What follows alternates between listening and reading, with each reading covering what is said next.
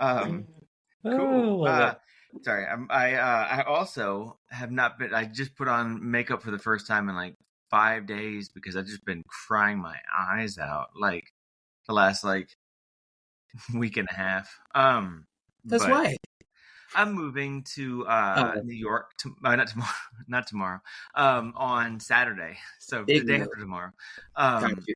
But yeah, it's just like it's gonna be. I've been here in this town for 10 years, and Okay. this is my like first time in New York. So I despise Phoenix. I love it for pretty much everything that it is, but like I hate not having trees and not having like just a view, you know? It's all just rocks and dirt and cactus. I don't know how people can be happy here. Washington State, as cloudy and gloomy as it was, being born and raised there, like it's night and day difference. I felt so happy there.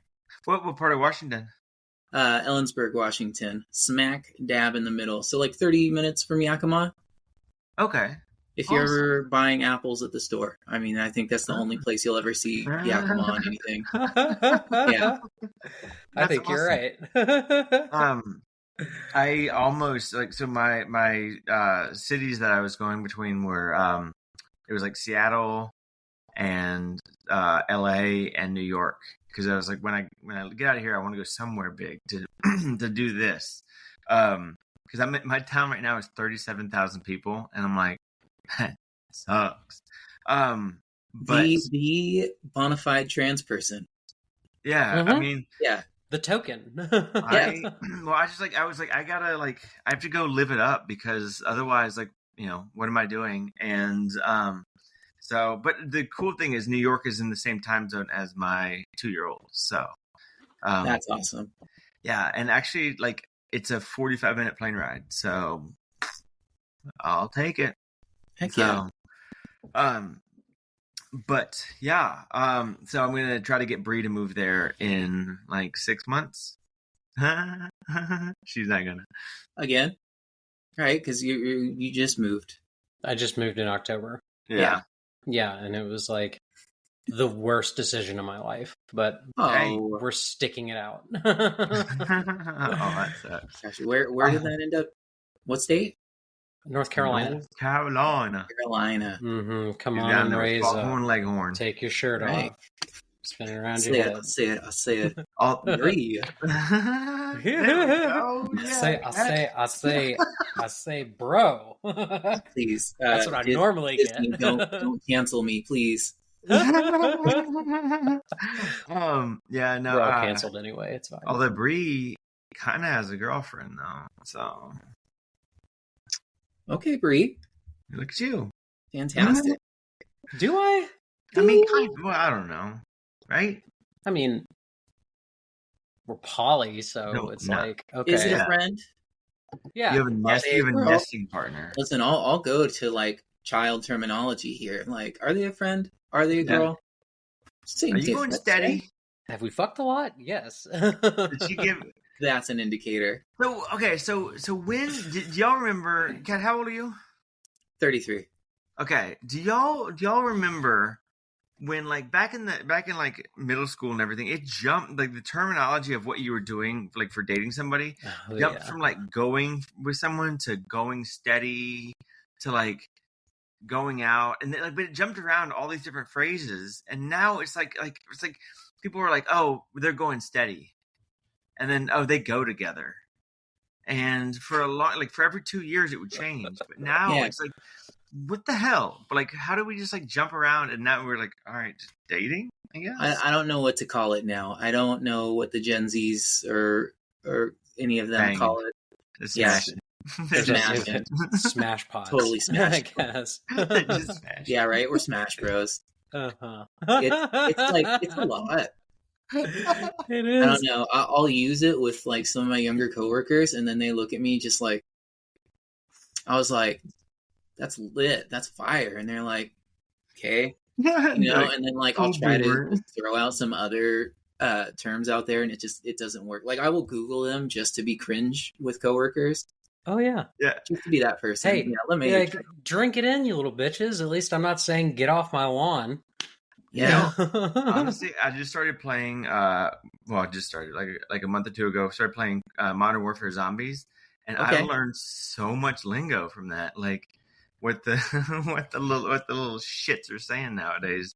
Yeah, figure out what the Riz actually is. Right? Was that an insult? I can't tell. Yeah, it's like, hang on, did I do well or poorly, or did you just say hi? I don't know. Right? Hold on. Cap or no cap? Which one was? You need like an answer key right next to you. Yeah. Just like cheat sheet. Oh, hey, wait a minute. Well, and I mean, like the hard part is like I've gotten used to basically like because I use a mic, and they're like, hey, that QT. No, I'm not going to say that. And then they're like, all right, and then they say like my like the tag that I had, the like little clan tag it's like hot tea, it's hot TG, so hot tea girls, and they're like hot TG, you know, Mike, and I'm like, yes, and like, cool, dude, and I'm like, fuck, I immediately get clocked. Hi, what can I help you with? Oh my gosh. I'm not fulfilling my duties to those like in the community, but at the same time, I'm just not caring anymore. That what these people mean in my world is so small and insignificant. Like it's the littlest piece. I don't care, and if I let you get to me, now suddenly you own a piece of my day, and I'm not having it. I'm not. Yeah. So like, great, you do what you want. Like at work, super accepting all around. But then there's some of the older group that are just, they fuck it up every time. Every fucking time. Oh, absolutely. I'm just like, cool. And I've gotten to the point where I just ignore them outright. Or I'm just like, I'm just going to do my thing. Like, that sounds like my parents. Wasn't worth my time, so I'm just going to focus and keep doing my thing. Like the movers came. Yeah, the movers came today, and like I asked them if they wanted like some stuff. Or no, I was like, I have some stuff in the back. And I was like, I have some stuff in the back. I'm going to go get it. And immediately as I walk away, I hear him go, oh, he's going to go get his stuff in the back. And I'm like, damn it. Mm-hmm. Like, sorry, the boobs. Do you fucking see these things? Yes. And in the way over exaggeration of, oh, yeah, so I'm going to go get the stuff. Oh, yeah. Let's go get that Mickey Danny over here is going to go get his stuff. Oh, cool. Daniel. Anyways, I digress. Welcome to the podcast.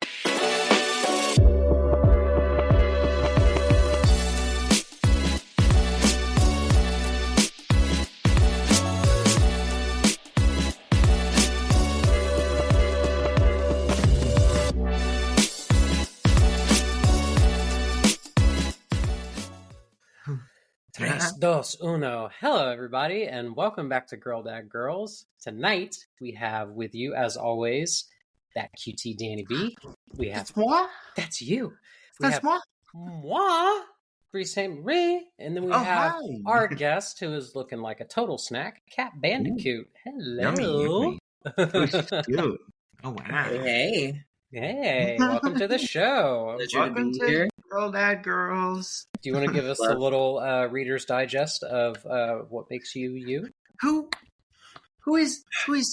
Oh man. Okay, so like, a couple days ago, I just started getting into this weird branch of porn, and I really enjoyed it. So I was like, I'm just gonna get some clothes and I'm gonna try some things out.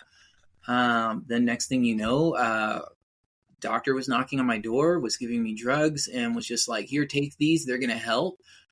I wake up, I have tits, I'm suddenly like feeling different, people are acknowledging me differently. Things just snowballed so quickly. Man, like they really need to put a disclaimer on this shit. No, absolutely, right? So fast. Honestly, I struggled so much because I assumed that going through the transition and actually presenting as a woman was going to be this huge trial. And what I had originally found, probably like 18, because I'd explored this and I had always been curious since like 10 or 12. I have very shit memory of my childhood, so I'm not going to put a specific year on it. But yeah, say like 10 or 12, basically about 5th, 6th grade, transitioning into middle school. Like I know that, and I know, stumbling across my mom's clothes and going about that path, doing that whole thing. So years and years and years of cross-dressing, being curious and just, being a fucking kid doing kid shit and just figuring shit out. Now I'm like 17, 18, and somebody out of the blue like mentions trannies or like trans porn or something. It was something along like it's very weird.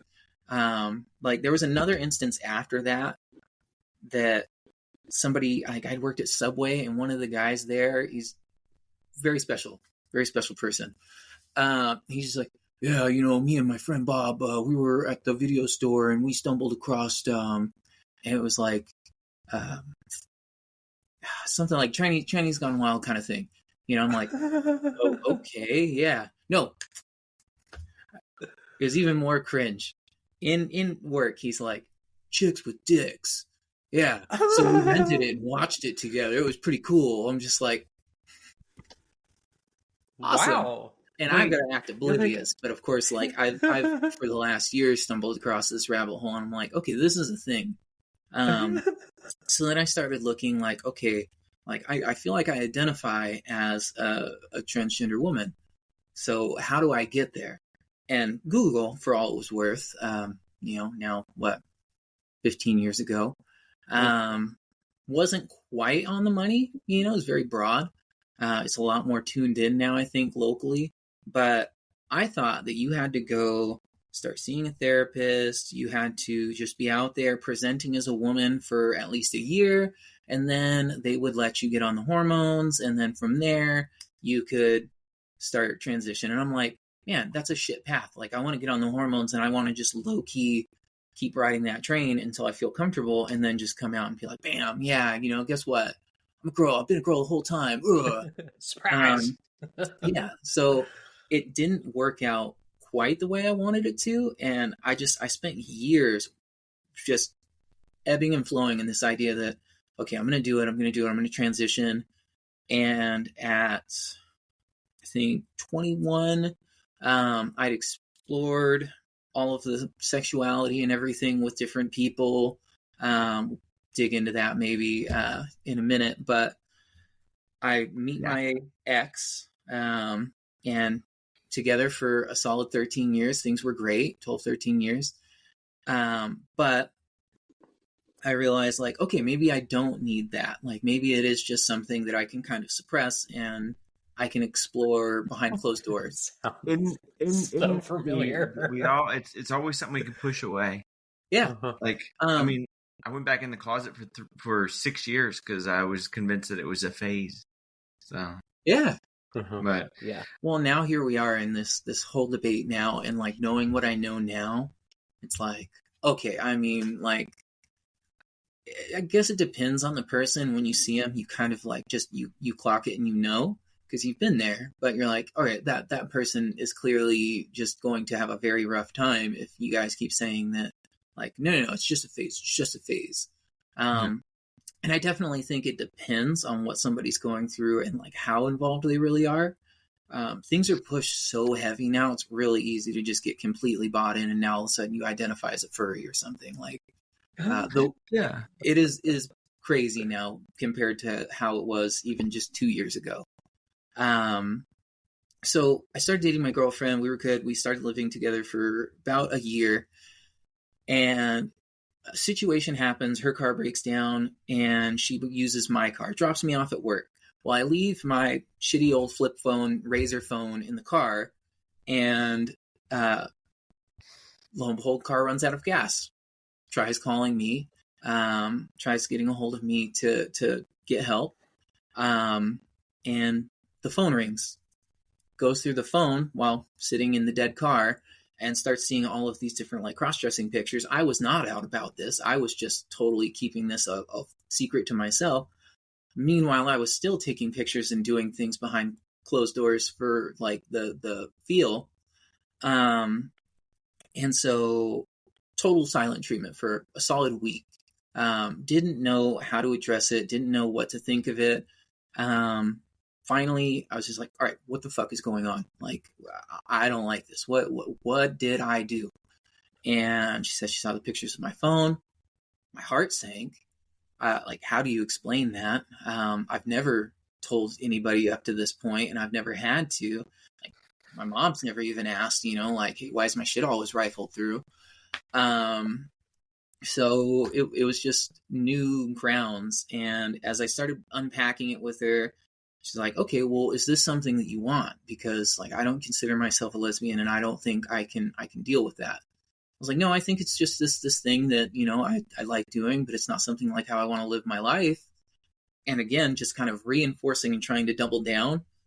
That got me quite a ways. Because 22 at the time, almost 23, got me 5 more years. Because at 28, I decided, all right, fuck this shit. Like, I need to see somebody. Basically, we'd done a lot of things. Things were pretty fun, but at the same time, like, I still really enjoyed having this persona of me put out there and getting the validation that it felt from people seeing me as that person. Still unbeknownst to me that this could be a deeper thing. So definitely, I feel like if people resonate with that, like, just go fucking talk to somebody, honestly. Yeah. So at 28, we find out that we're pregnant. Awesome.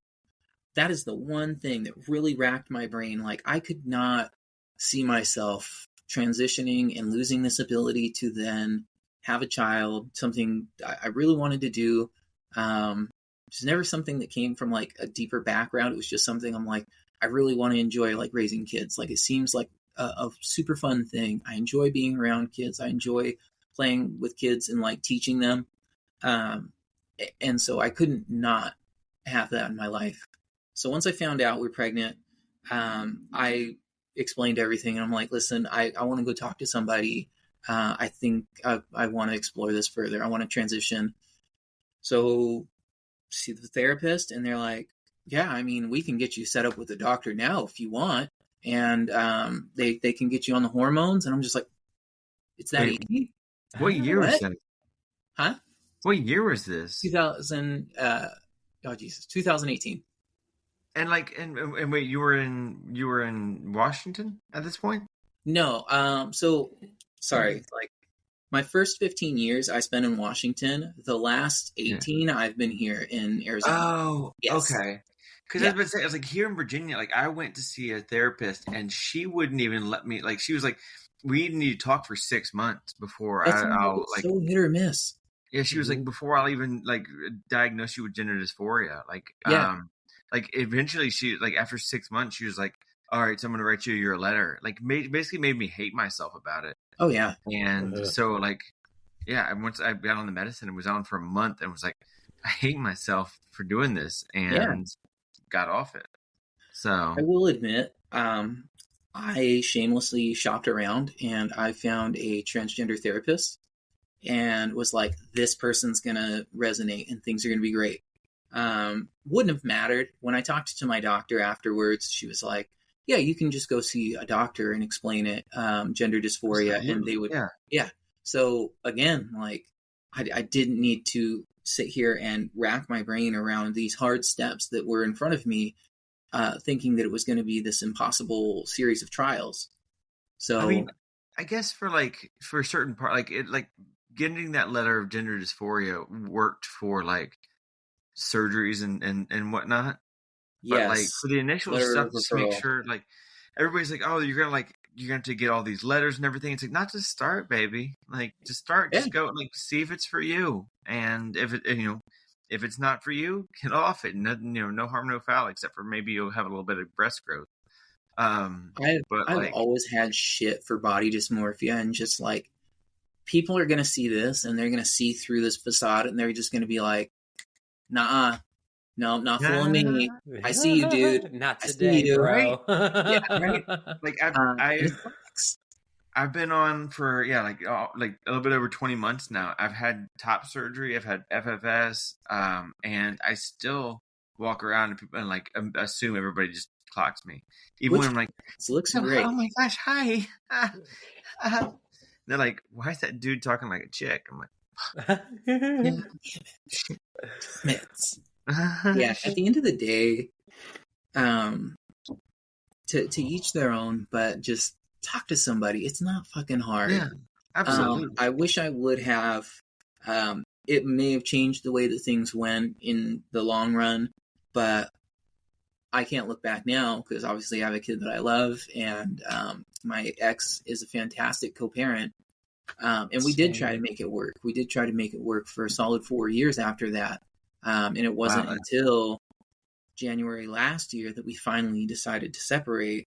This is after my daughter turned 4, and it just wasn't working out. We constantly started building in frequency and arguments. And it was going to get to a point where we were going to end up having to go to court and like litigate this because we couldn't be around each other. Or I couldn't be around her. And it seemed very one-sided. And I'm like, I don't understand what's different. Like, I'm the same damn person. I just look differently. And people say, no, you're totally different. You act different. Like, I'm like, I don't feel like that. Like, the only thing that seems different is I feel fucking happy. Like, I feel so good. That's what it is. I think they get like into the like they almost feel like they need to like, you know, fix somebody. And like when we fix ourselves, they're like, well, wait, hang on, I can't fix this person. It's like, no, I'm really fucking happy. And they're like, I don't like you when you're happy. I'm like, that sucks for you, ding dong. I've started doing things where I'm like, okay, how do I make my partner happy? Like, okay, I play games too much. I take advantage of my daughter's in like the Maparu, just bounce it around. So I'll sit there and I'll play games. So I'm like, okay, I'm going to cut back on the games. I'm going to try to do chores. All right, now I do dishes. I do laundry. Like, I do my part. We still start having these arguments. I'm like, okay, what do I have to do? How do I have to fill that gap? She's still unhappy. I'll start buying gifts. And like, if you've ever done your love language, you know, like acts of service, like I wanted to do things to try to make this person happy, but if that's not their love language, they don't give a shit and it doesn't mean anything. They just want the communication. And I just so wrapped up in my shit and my world. I didn't see that.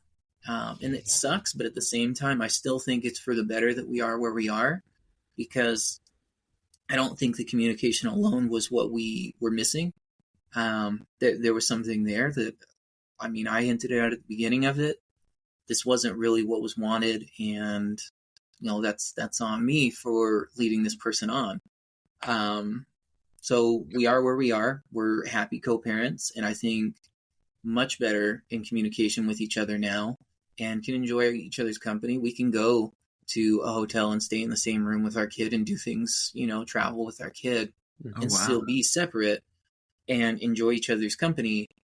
To a degree sometimes. There's still a shit that starts coming up where it's like, okay, so we can't spend too much time in proximity. Got it. Yeah.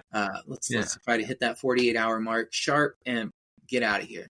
That's exactly wherever it has right to be. now. You know? So finding that boundary, identifying it, and trying not to overstep. So it's just been such a learning curve now that I'm here, and now that we're here. I don't know exactly what's going to happen in the future, but I'm thankful that we haven't had to go through this legal process of court and just all of these other third parties. We've been able to manage things between each other. And I feel genuinely happy, but there's other things that I haven't done. Like, I haven't seen anybody since we separated. It's been a whole damn year.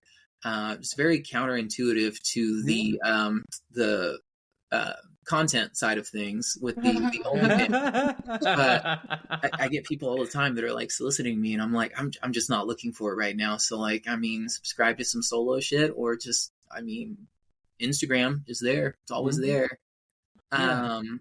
So it's been hard trying to figure that out and identify what I want and how I want it. But at the same time, like, this person before, I just thought I would be just such a fucking kink shamed monster when I transitioned, where like, if it happened, I was just going to dive full bore into it. And I haven't gotten there, you know, like the things that I did at 20, 19, 18, like after kind of discovering things, just, I'm thankful to like be clean and to be healthy and to be alive.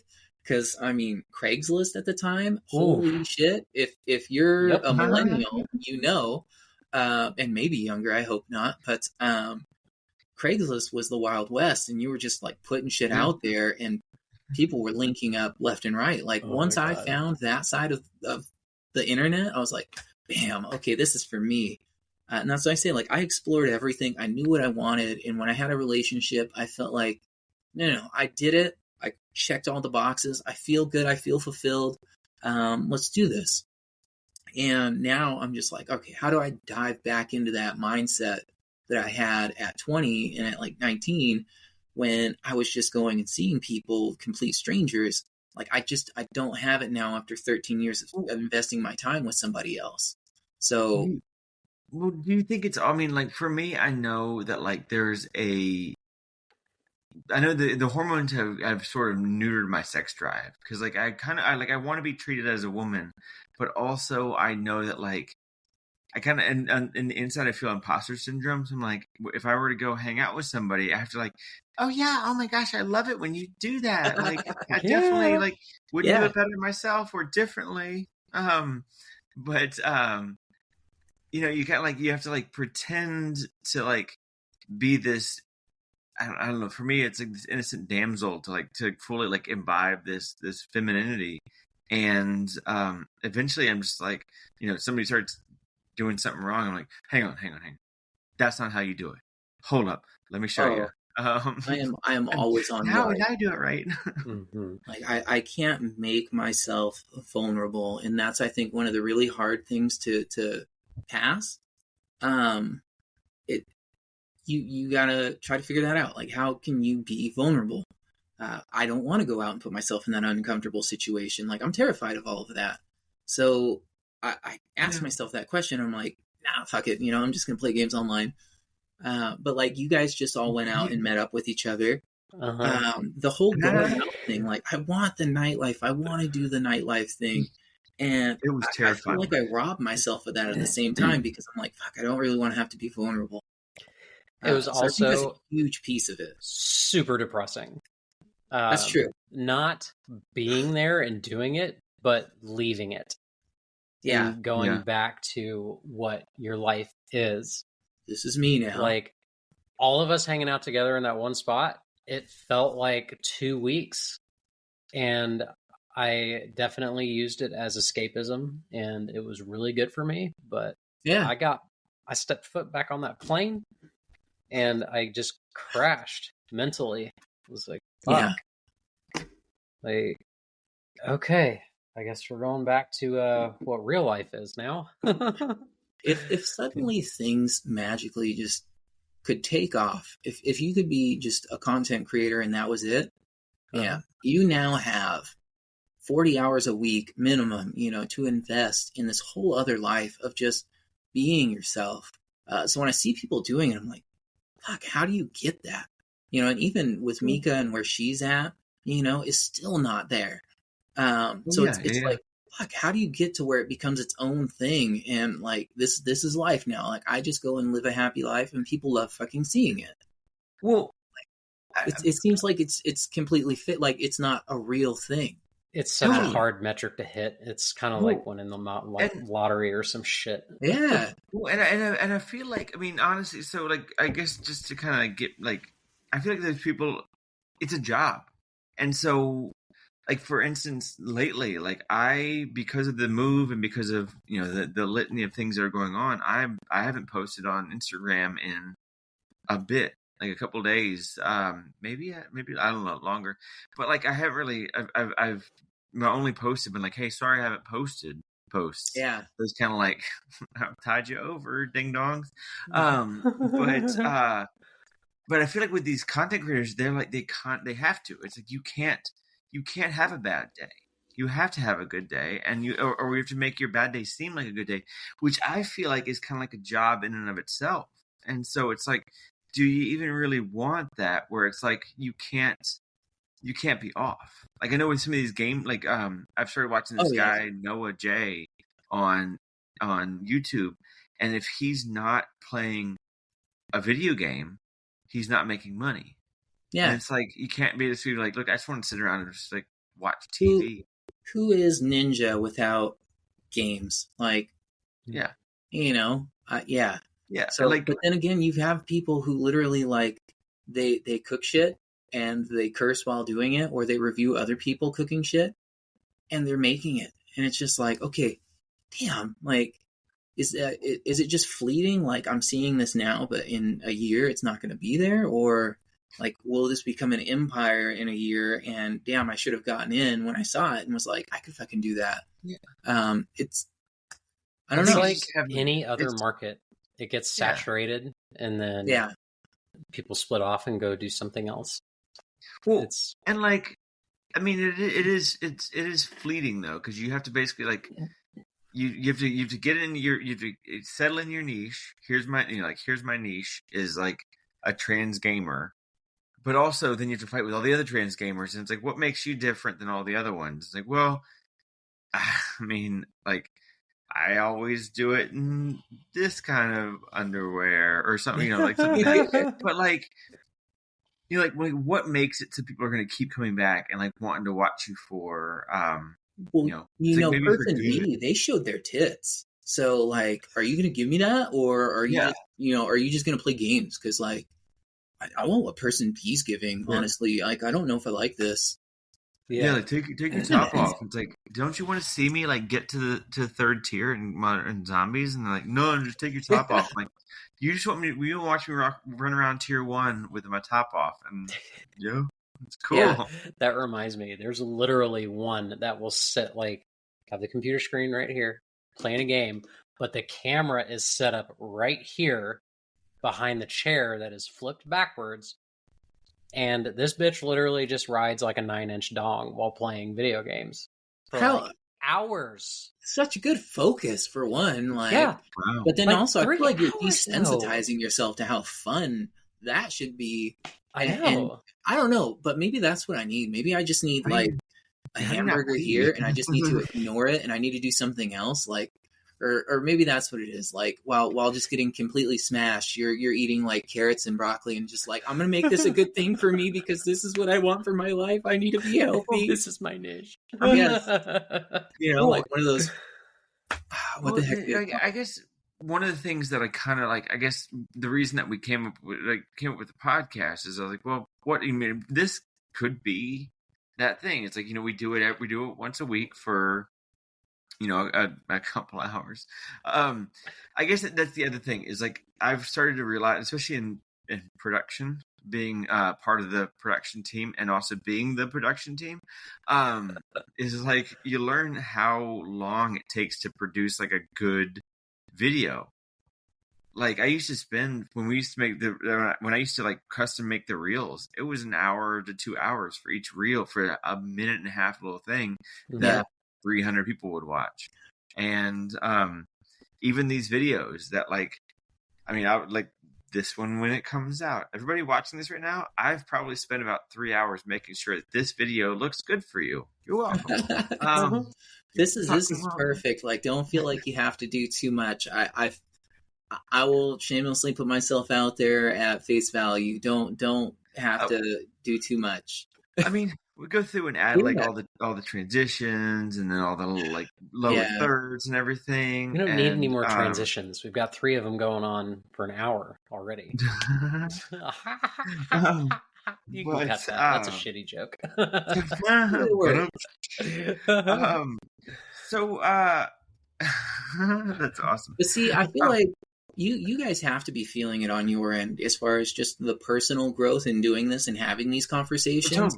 You talk to so many people that are going through a transition or living life like their genuine selves, and seeing that and seeing people on every bit of the spectrum, like where they're at and how they're living and how comfortable 100%. Or uncomfortable they are. It's got to just do wonders for that side of things where it's just like, okay, like I'm not alone, and also people are all over the place. So honestly, like, do I have it that bad, or could it be worse?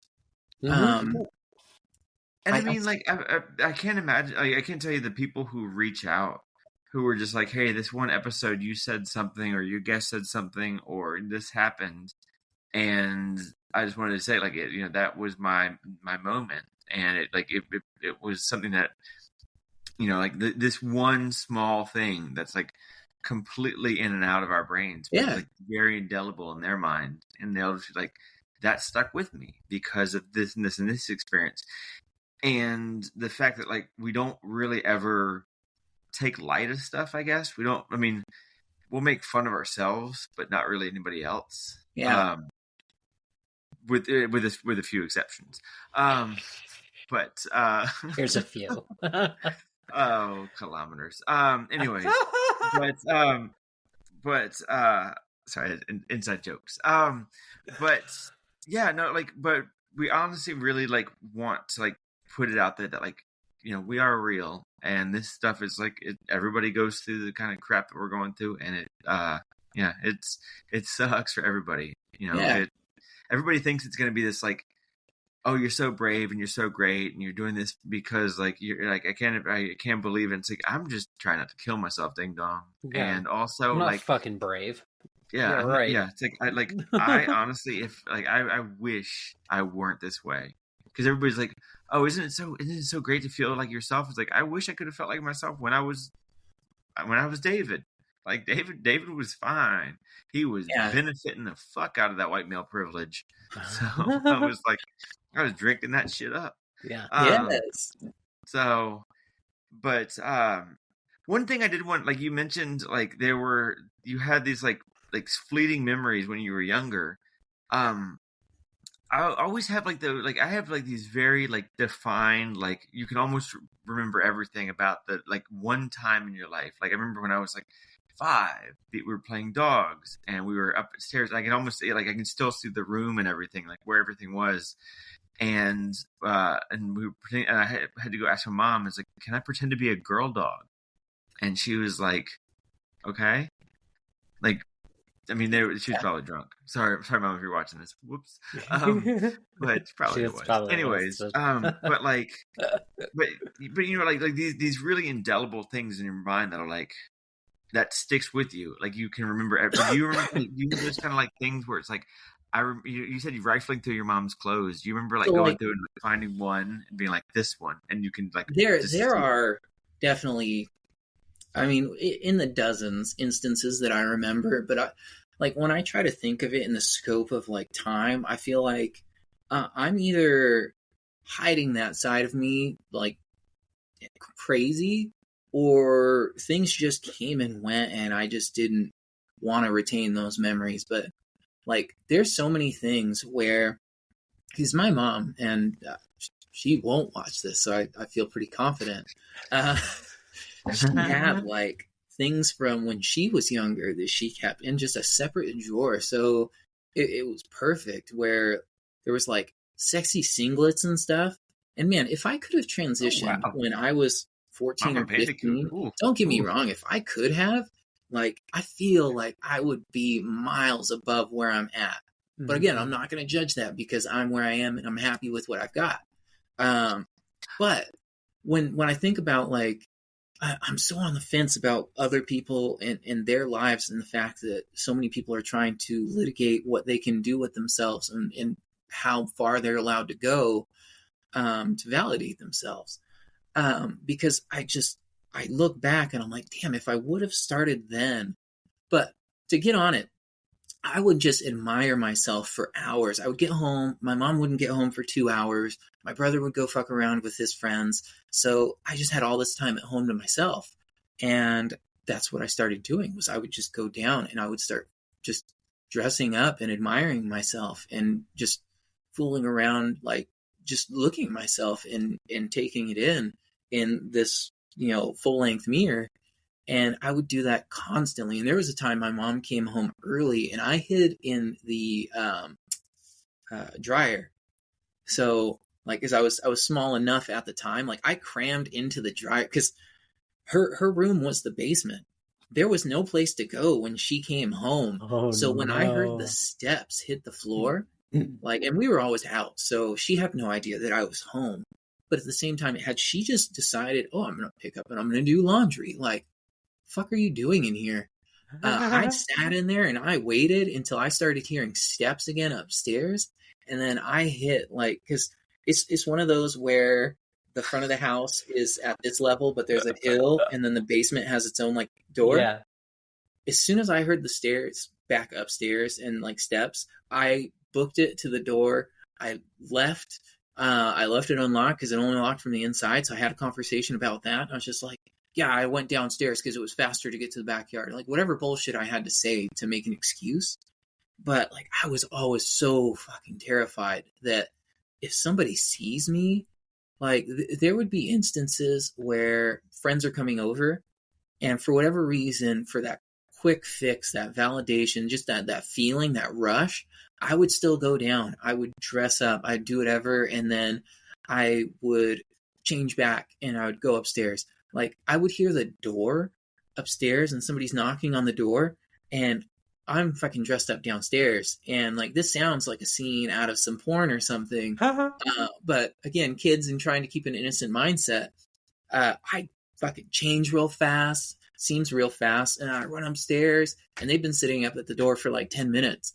And just the feeling of that at the time, I can't describe it. Like even thinking about it was such a feel good for me. Just the way that I felt for those minutes, and then that carried with me the whole day. Well, you got away with it. Like, I mean, what? I mean, not really that you got away with it. I kind of almost wish that it wouldn't have happened in that way so much, because if somebody would have caught me and just had a conversation, maybe again we would be miles ahead of where we are. I remember like the first bathing suit I ever got that was mine was like I was in Grand Cayman. We were down there. Okay. I was like 12 years old, and I remember going down, like I had like $50, and I went down to this little bodega and was like, my sister wanted me to get her a bathing suit. She's my twin sister, so she's about my height. And so the guy comes over and like looks at it against me, and because of course I'm not gonna like go over and sort of rifle through it myself. I was like, I needed to have a backstory of why I needed to do this thing. And so he gives it to me, and I ran a 4-minute mile back to the back to the hotel room and just kept that thing and coveted it for like forever.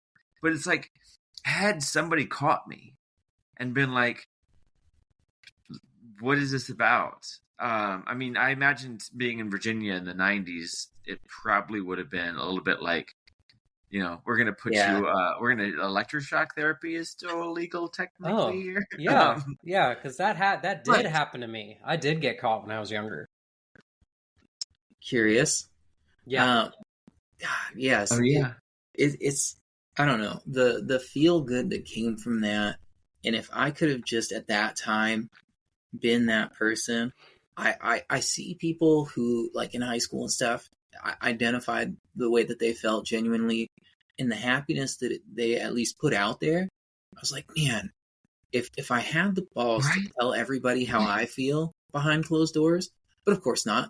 You know, I'm going to go out there and I'm going to ridicule somebody who's acting feminine, and I'm going to be that person that has to overly masculinize myself to overshadow that side of me. So constantly, because that's what makes me feel good, just hiding behind bullying somebody else. Yeah.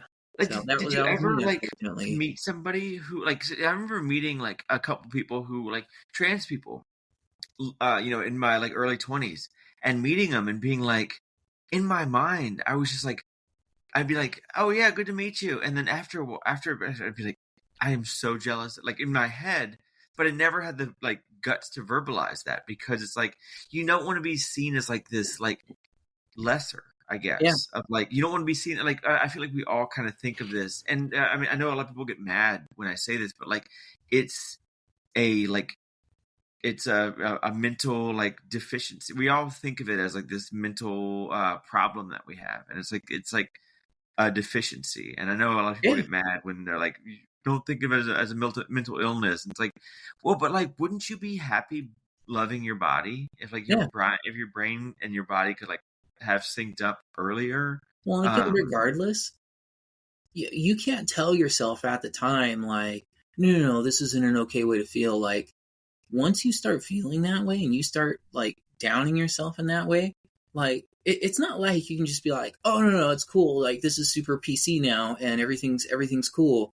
Like, regardless, you are your own worst enemy. You're gonna tell yourself the worst thing. You're gonna be like, this is probably just some stupid shit and some mental illness, or maybe I'm just like, what if people just aren't seeing or are seeing a side of me that I feel like I'm not putting out there, and I seem like a complete idiot, or however. Well, like I don't know. I've downed myself so many times. Well, that was kind of like why I went back. I mean, so like, because I came out in 2017, I think, and that was when I started seeing a therapist, and when I first went on hormones. I was on hormones for a month, and then I got off them and went back in the closet. I told everybody, I was like, "It was my therapist just brainwashing me," and I went back in the closet because in my head I was like, "I'm too old." I was like, at what was it? 7 years ago, I was 31. I was too old. I was too tall, being 5'10". And no one was going to love me, which turned out to be true. And also one of the things that I told myself is, and what like my ex-wife also says, like, you're going to be an ugly girl. And the fun part is now sending pictures and be like, remember that? Remember that? Don't lock up your boyfriend, baby. Because steal that bitch. Like, I feel like we all just kind of have this like idea. We talk ourselves out of it like that. Like, it's like, I'm going to be ugly. I'm going to be I'm too old. I'm too tall. And it's like, first off, it's never going to go away. You're never going to not want to do this. You're going to, like, the only thing is, in 10 years, when you rethink about doing it, you're going to be older. You're going to want it more because you couldn't do it before. And, and you're going to have less time to enjoy yourself. So, I don't have the confidence for that. I could never do that or like be that person. They have confidence that I don't have. It doesn't matter. Like, just the feeling that comes with not having to constantly have that weight on your shoulders of, what if I do transition, and doing it? Maybe it's not for you, and maybe you do step back, but like, baby steps, you don't have to go full bore. And, like you said, so it's been a while for you as far as like when you decided to transition and then stepping out of it and then stepping back into it. You didn't immediately go out and say, well, I have the money, I'm going to get facial feminization surgery. I'm going to get tits. I'm going to get bottom surgery. I'm going to double. Yeah, but see, at that point, you're like, no. This feels worse than that. Yeah, I know that this is me. It compounds. Yeah. Every year you don't do it when you think you should. That was the hardest part. It's like, I remember my ex-wife being like, "Hey, can we talk about this for like let's talk. Let's go see the therapist and we'll talk about it for a couple months." And it's like, every month, every day, every second that I'm not progressing towards who I want to be, I'm losing a second of being who I want to be. And so I was like, I need to start 10 years ago. I need to start, but well, actually, and real quick, I did one of the things you said that kind of like it stuck with me. And I just went like, you mentioned like you would have done it sooner, but you're happy, like you're glad you didn't because. And one of the things I always like to ask people is like, I know I benefited like crazy from that white male privilege. Like, I wouldn't be in this place where I can afford to basically like go out and have FFS like just on a whim because of my company. But like, do you feel like you benefited from waiting as long as you did to like waiting later in life and like getting those experiences and also that like benefits of being who you were? Oh, man, because when I transitioned, it was just this perfect storm. Like, I didn't experience any pushback at work with the overly conservative coworkers that I bounced back and forth with, at home with family members, anybody who's like said things, they either just kept that shit to themselves or moved past it. And I almost wanted somebody to get in my face, because at that point I had waited so damn long. Like, I was ready to throw hands. Like, tell me this isn't for me. Yeah. Tell me. Get a girl. Like White Chicks, that moment where like, what the fuck you just say? Hold my purse. Yeah. Hold my purse. I mean, that's why I built Lefty and Righty here. So yes. Like, and maybe it's, okay, 6'2", broad, pretty built still. Like maybe that's intimidating in that fact, but I've found myself building connections I don't think I could have any time prior with other individuals, or maybe I just at the time can't see myself as having that confidence to have come out and done it. My work, thankfully, was like so perfect in the fact that, and there were so many mistakes that happened in doing this, but walked me through and helped me with coming out to the 100+ people I work with in this big warehouse. And then from there, like I came out to people that like friends and extended family on Facebook. Before that, I had slowly started coming out to like 1 or 2 people at a time. But then like I just sent that mass message out to everybody saying, "Hey, this is me. If you don't like it, fuck it." Like, but so like I'm genuinely happy now, and I would love to reconnect. I apologize for like pushing you guys out, but I was going through some shit, and like I didn't feel like anything felt right, and this is me now. Like everything feels really good. So, hit me up sometime. I mean, one of the things I always say is like, because people are, I know that a lot of people hate us for doing this, for being us. But one of the things I always say is like, look, I like me. I've never liked me this much. I traded hating myself for everybody else hating me. But like, but I love myself. And like, everybody else used to love standard white guys. Like, oh, you're a white nerd and writes computer stuff? Cool. And like, now they're like, wait, you're a trans chick? That's kind of weird. It's like, yeah, but I don't want to kill myself. Y'all do, clearly. But I don't. So sure, like a lot of how I think and feel doesn't align with like the blanket community expectation. And I'm totally fine with that. Like where I stand on certain topics doesn't match up with a lot of my peers, and I can't put that out there because then also they're going to feel indifferently towards me. But there's things that I feel like people are overly invested in the fact that I'm not constantly being that like excessive advocate for everything. Yeah, it is a benefit because all of the people I've dealt with, they see it, and I come on very, very easily, and I am enjoying conversation. It doesn't matter what we're talking about. My diehard Trump coworkers, great. I don't care. Yeah, like let's. They're like, I like you. Nice. I don't get it, but I like you. Like I have Trump friends who are like, hey, I don't get it, but you're my friend, and I'm happy that you're happy. And I'm like, yeah. But if you just stop and have a conversation with people, if you just put aside your individual feelings and like directly communicate with another human being at that level, it almost never goes wrong. Unless you now are asserting yourself, you are doing the same damn thing in reverse. And if you can't see how that person also doesn't like that, like there's no special privilege that's there. There's no, you identify as yourself and you're happy, so now you can assert yourself over others. No. Like you've got to eat that. You were that person that let people walk on you then, but now you're confident and you can have a confident conversation and show people that you are this person and you're happy being this person. And I'm still the same person that will have a conversation with you about why Ted is I can't even speak. Ted is such a fucking dick. Like let's get real, because well, and like don't want to relate. They refuse to meet in the middle now, and it's on both sides, and it's fucking awful. I hate seeing people that want to just make things identity politics all the time. Like another human being that just wants to fucking talk about some other shit for once. Like, God, Taylor Swift, I love her, but why is she in football? Like let's talk about that. I think the other thing that we need to is knowing that people are gonna honestly fuck up. They're not like, no one's gonna they're gonna accidentally call you he him, and they don't mean to, unless they mean to.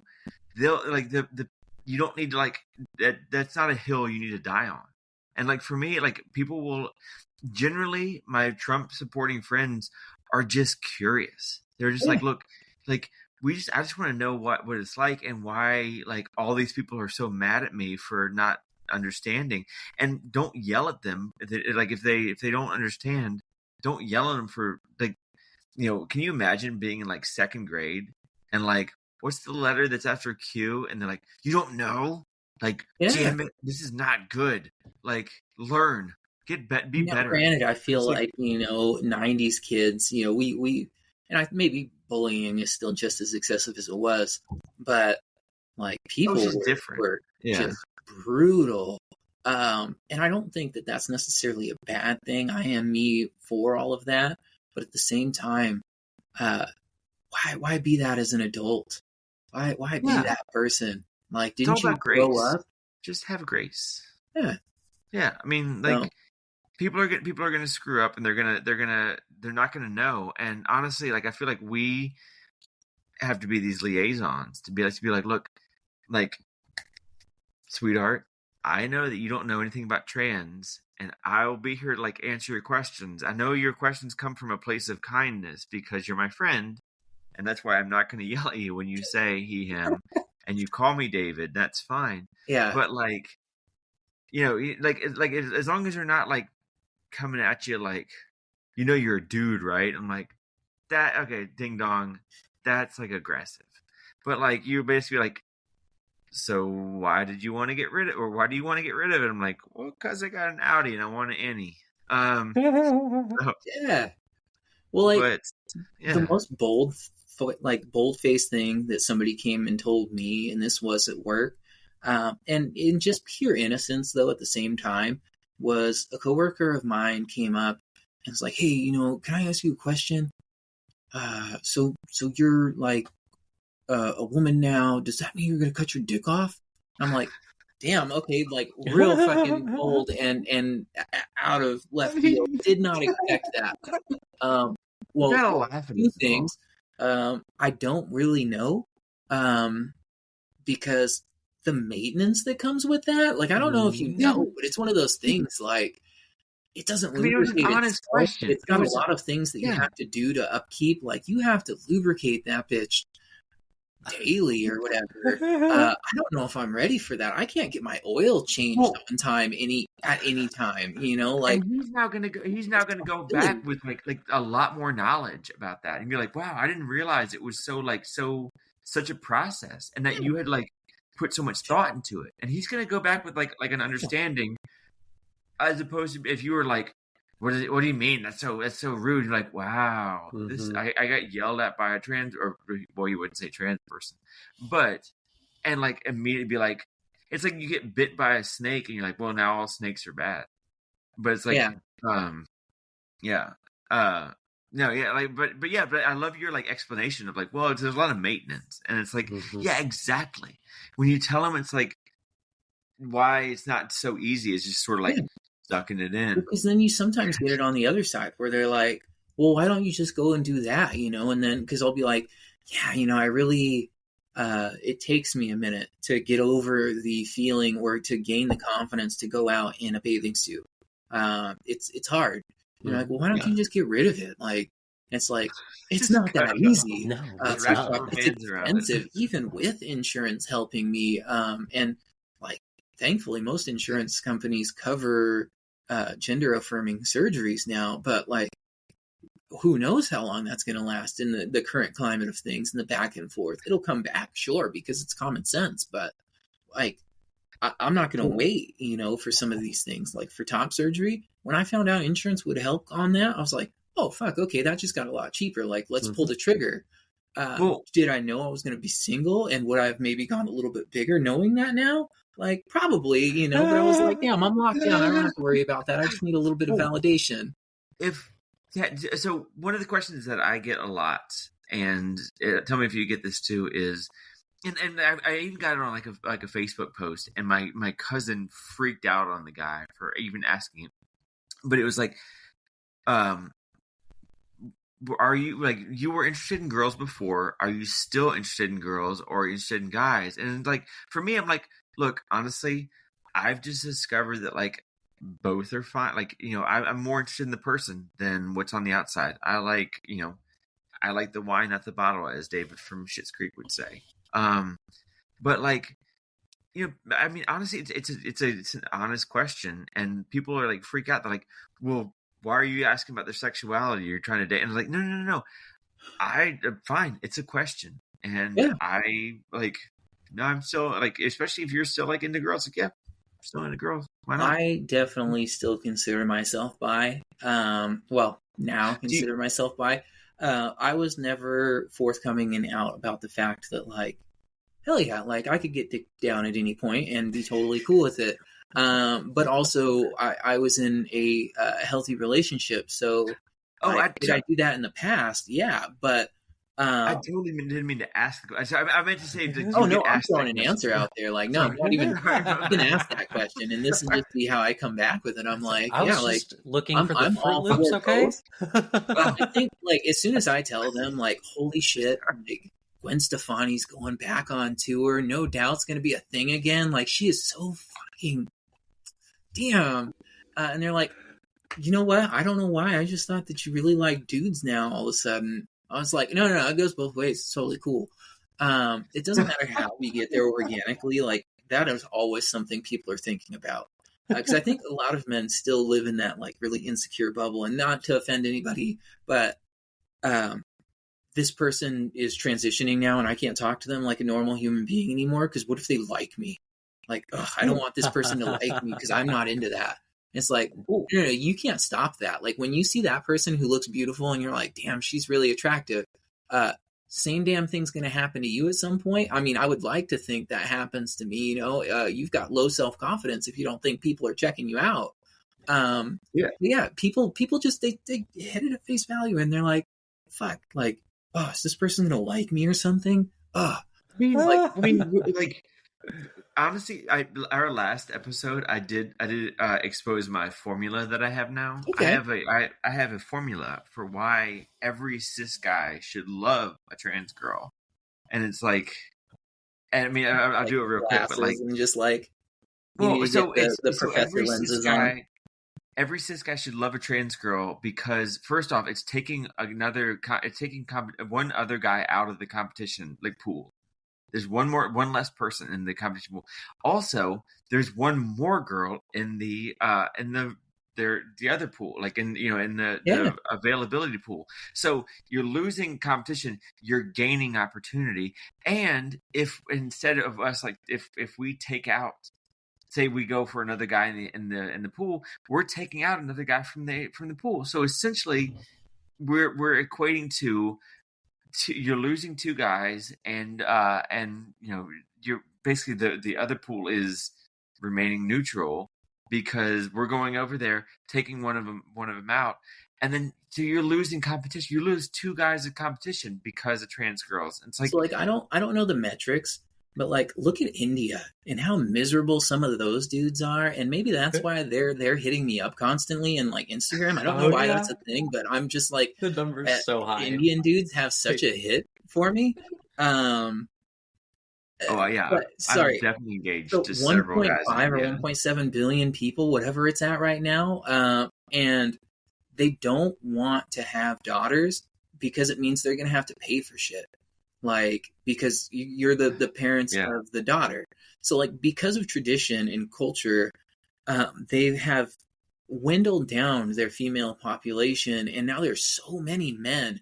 And to think about that in that same regard, like, is that what you want?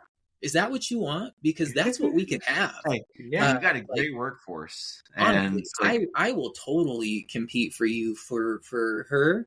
But she's going to be unhappy, and I mean, I will win because if I've got the confidence to do this, like, I will go and ask her for a relationship, and I will commit to that for another 28 years to something I don't really care about.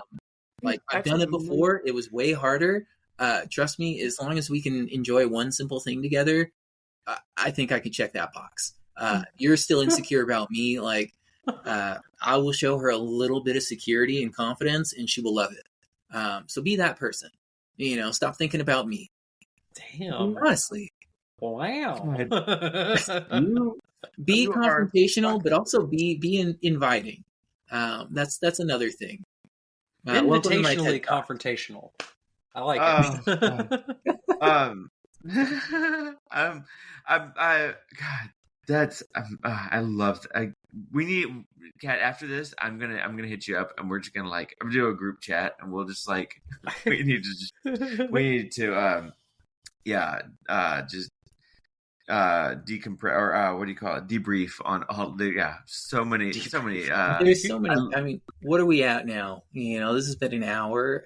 I don't know if we hit on a specific thing, but that's what this is. But I enjoy just getting into shit and unpacking things. One of the things that I love about the way that we do this, and especially the way that you carry yourself, the way that you talk about life, and I guess view life, and it's just it's real. And I feel like we need a lot more of this in the trans community. One of the reasons that we started the podcast is to get opinions like yours, because it's just so honest and and I mean, and it's not one of these cookie cutter things that a lot of people are oh, these trans girls are very dainty and offensive. They're very easily offended. It's no, fuck, dude, whatever. And they're they don't like when you say dude. I'm dude, I don't care. Fuck, whatever. People who are in my corner, people in the community who hear somebody else say things like that feel the need to make the correction, or at least address it with me afterwards. Maybe there's some PTSD there. I'm no, it's totally cool. I get it. This person is gonna say man. They say man to everything. Man, do you know what I'm talking about, man? Too. I know. And dude, same damn way. Yeah. Unless you're doing it maliciously and I pick up on that intent, I really don't care. And why are you caring so much? Because again, this is your time and you're investing it to that person. Is that what you want? Well, and especially when it's somebody who comes over, especially people at work say you guys, because I say y'all and they're look at this fucking bumpkin over here. Right? But I say people say you guys, and anybody who comes up and's hey, is that okay? I'm hey, way to highlight the fact that I'm trans. The fact that you that you clocked me. I was totally happy just being included. I know that the person who said you guys was a chick and basically was you guys to another chick, but the fact that you came over to make sure that I was okay made sure that I know that you clocked me. Thank you. Sorry, what do they call them? Social justice warriors. It's I'm fine. And I'm gonna get canceled for this. And it's gonna listen, we haven't, as long as we haven't gotten into sports. What's another really racy topic right now? Sports is a big one. People don't want to hear my opinion. People don't want to hear, because again, just I don't know.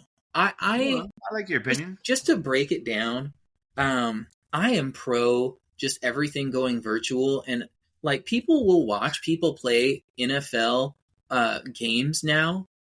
So if people are willing to watch two people play a sports game, if I hate watching soccer. People will watch people play soccer on a video game. So the world is eventually going to a point where you will be able to plug in and virtually be a soccer player on a soccer team. Doesn't matter what you are, because it's going to be stats based. I just see that world coming and rolling everybody because they want to be so divisive on things. And I'm for it, because I want to watch football where it's a bunch of fucking mech suits or robots just tearing each other apart. I'm here for the future. Battle bots. Give me that. Yes. I don't want to watch human beings doing this. And here's the benefit. How much are we paying these people that we don't have to pay mindless robots? Or maybe we give them minds. I don't care, Wait, whatever makes it entertaining. Are you saying taking their gerbs? Are you talking about them robots taking their gerbs? They took her jobs. I mean, honestly, as a software person, people are oh, you're just making my job obsolete. It's I'm just making your job more efficient. Like, Yeah. if you didn't have to do this and this and this task, would you like do the other thing? And like, yeah, I'd just be more effective, and maybe I get to go home sooner. It's like exactly. Yeah. You'd work instead of working a 10-hour day, you'd work an 8-hour day like a normal person, and it's like that's what we're trying to do, ding dong. But I digress. Sorry, that's getting into. I think I have watched and like read way too many isekai, other world mangas and animes that I want to live in this like fantasy level based world. I would much rather live in that world than deal with the divisiveness here. Like, give me that. Let me be reincarnated in another world and like have a points based system where I can just level up. You know, man, wouldn't things be fucking easy? Yeah, like some Ready Player One shit. Yeah. Well, so like, I don't know if you guys get into the mangas or like anime. I get into the animes. I will. So, I'll defer to Brie because I think she's. Yeah. So like, I was diehard Dragon Ball Z, and I didn't really experience a whole lot more in the anime world than like Tanami back in the day. Oh yeah. Right, some throwbacks, little robot dude. That's awesome. And then I started watching like Sword Art Online on Netflix, and I loved the shit out of that. And then I started diving into this isekai world, and they're like reincarnation or summoned to another world kind of thing. There's so much there, and I feel like I'm fucking addicted to it because just the idea, like, I'm done with all of the shit here. Like, let me get hit by a car and reincarnated in this other world where shit is just totally awesome, and this isn't even an issue, because I'm ready for it. Like, I love the way that a lot of animes and stuff identify trans characters because they can poke fun but also be inclusive, and people just can't do that in real life. You know, absolutely. To say for somebody to be like, oh, you find them attractive, you know, they're a guy, right? You know, and everybody at the end of that not to be completely devastated and to move past, and something to actually happen there with the characters. Like, people still developed and moved forward. Like, I'm for that. Do I want people to be complete assholes and shit on other people? No. But do I think that we can see that, move past that, and that person can feel like shit for it afterwards and like apologize or however they have to then move beyond it? Like, I'm here for it. I'm waiting for us to get to that stage where we can just enjoy each other, you know, and move past. Like, I feel like so many people are closeted into the trans thing, and maybe that's why they fucking hate it so much. Like, I don't know. I don't know how you identify it, because Jesus Christ, like, nobody's after your children. Nobody's after like your livelihood. Yeah. Well, and like when we're not the hate subject du jour, it's like, I mean, because they used to hate the gay community, and then everybody's like, you know what? I know a bunch of gay people and they're fine. And like eventually they're going to stop seeing us as these like rage queens that are out there like just trying to like lambast everybody for like using the wrong pronouns. And they're like, I know it's all the like the people who are like, I'm not trans, but I like these pronouns. It's like, I mean, cool, but like, you're kind of shitting on me when I'm trying to change mine because I like define myself differently. So people are going radically in that direction now, to the point where, again, they identify as an animal or furries, or so like. And I'm not hating on anybody who has a certain identity, but it took me a long time just to grow like comfortable and familiar with they, them, and why somebody would want to kind of identify in between the non-binary spectrum. And then that started growing, and now you have Zeds, Zers, it got to where now I think, what did they say, like 90 something pronouns, or is it over 100 now? 180 something. Okay, your goal is inclusion and inclusiveness, and you want to get people bought in that are already struggling with just seeing he's as hers and hers as him's, you're completely ruining that. And I'm not hating on anybody again at the same time. Like, if it makes you happy, great. But don't get mad at folks for messing it who up. can live that life 100%. Like, if you put on the tail and ears 100% of the time, and that's how you live your life, like, great. But man, it is getting so hard now, and people are buying out. The people that are talking to me and like, oh, cool, you are an actual decent human being. They felt tapped out because they start seeing this radical idea that's happening where people can identify as whatever they want. And again, not hating it. I don't know how you fit that into the same box. It's causing people to now double down against it. And now they're pushing back to where they're like, I don't want that.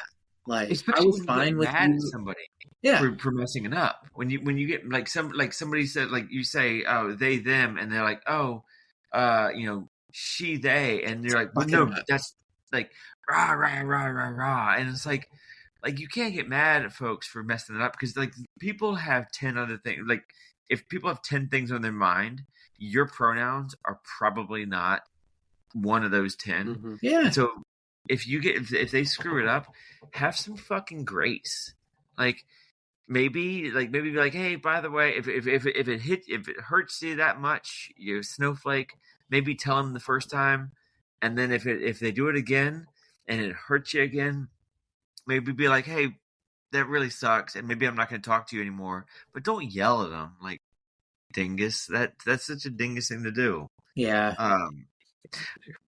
Like, I guess one of the things that you said is like I realizing how you identify as the they, them. And the only thing that I wanted to get your thoughts on this is the only I always question the they, them. I never understood it. I was like, why? Like, which one do you feel like? The only reason that I ever like really fully understood it is like, I talk like this, but I look like this, and I'm like, hang on. I kind of feel like when people say she, her, I'm like, on the inside, I'm like, that's I fooled them. And so I feel like the they, them, that kind of like it matches that personality of like, I look like this, but I feel like this. Also, and what took me a minute was realizing exactly what I was telling people was the same damn thing. But then this is where I can't see beyond that, because like when I'm now internalizing it, I'm like, I constantly told people that, well, all you have to do is say, Cat's over there. Cat was doing this. I saw a cat doing that, or cat walked that way. In any circumstance, you would use he, him, them, they. Use the name. How hard is that? So, like, if you are uncomfortable saying she or her, all I'm asking is you don't use he or him, and you can just use my first name and address me. Like, Cat online, but I've never changed my actual legal name, and I'm totally cool with that. So I'm like, dude, use my name. It's not hard. I use your name when I'm talking about you to somebody else. So I think when people finally like unlock that thought process, it's like, oh, okay, like I could see how I could acknowledge they and them without having to gender it. Now, how do I work they and them into that conversation? Like, it's hard. You're pluralizing something, or it sounds like you're pluralizing something. But yeah, I don't know. I was talking to your friend. They're such a dick. Okay, was that plural, or were you just talking about that person saying they're such a dick? You know, okay, they, them. You do this shit already. You just haven't unpacked it. So it took me a minute to get comfortable with it. But that doesn't mean like I still see the people and I acknowledge the people the same. If you're they and them, great. It's just I was using this watered down formula of like, I'm just going to use their name so I don't fuck it up. And even now I still miss the they, them sometimes. And it starts sounding weird because now I say this person's name way too damn much. So I'm slowly making the corrections, but even I, a radical left trans person, damn radical left trans liberal, I am understanding it, and I am starting to still get familiar with it. So the thing, my dad, the religious, he's a religious conservative, but he's also like kind of like mid ground because he's like a Biden conservative, which is weird. Yeah. But he always says having grace, and I'm like, I don't really get a lot from him, other than his old nose, which I fixed, and my innate ability to make a fuck ton of money, but this whole having grace thing is big. It's like, have grace, like be kind, be forgiving, and like, just, I don't know, be good. So definitely. All right, there's something that's been racking my mind that I've been trying to hang on to, and I'm going to lose that thought if I don't put it out there. Bree, you did get caught playing with the idea of what was it? Was this wearing clothes or whatever the situation was? So me and Danny were talking about, like, nobody's ever clocked us, and we haven't had that issue. No. I wanted to see if that was something that you would unpack there a little bit. Damn, Cat. That was like, I see that was like a year ago. No, I am a horrible person with memory, and this is the one thing that's been in the back of my mind, stopping me from like moving forward with this conversation. Where I'm like, no, I need to double back to that. Yeah, Bree's story is really good. It's actually like it's questioning. I mean, when I heard it the first time, I was like, wait, what does this mean? So, anyways, okay, is it cool? Is that? Wait, now I don't know if I'm going to get the story right. What the fuck are you talking about? Okay. No, Danny. I was talking about dressing up in no. I know what never getting caught, and then we started getting into Danny. Danny had also mentioned we started having the conversation of if somebody would have only just caught us and said something, or if that conversation would have happened then, when we're fooling around with stuff and being risque. Things could have been different. And you had said, well, I actually did get caught. Yeah, I can't believe you held on to that for so long. Sorry. Well, that is such a typical woman thing to do, though. Memory. You just hold on to things forever. So the reason that I say it causes question for me is because, like, and Bree will get into it, but I feel like it was never fully addressed. Like, it may actually, like, lend to why we all are glad we actually didn't get caught, because Bree did get caught.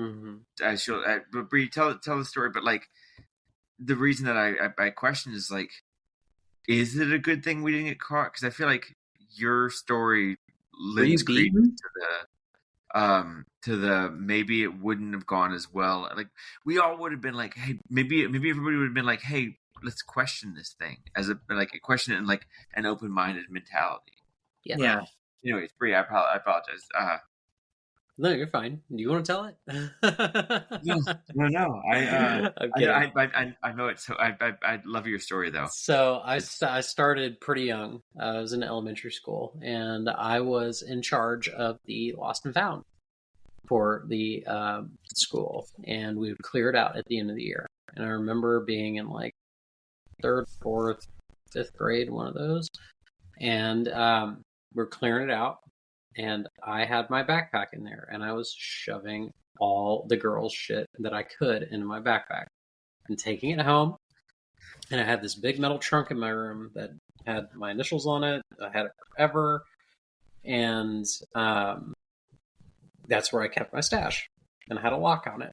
And it was blatantly obvious that there was something in there that, my mom wouldn't... I didn't want my mom to find. But I went and stayed. Mother's curiosity. Oh, fuck. Yeah. Fuck my life. Mother's curiosity. So I would go stay with my dad in the summertime because they got divorced early. And while I was gone that summer, I would leave for like 2-3 months.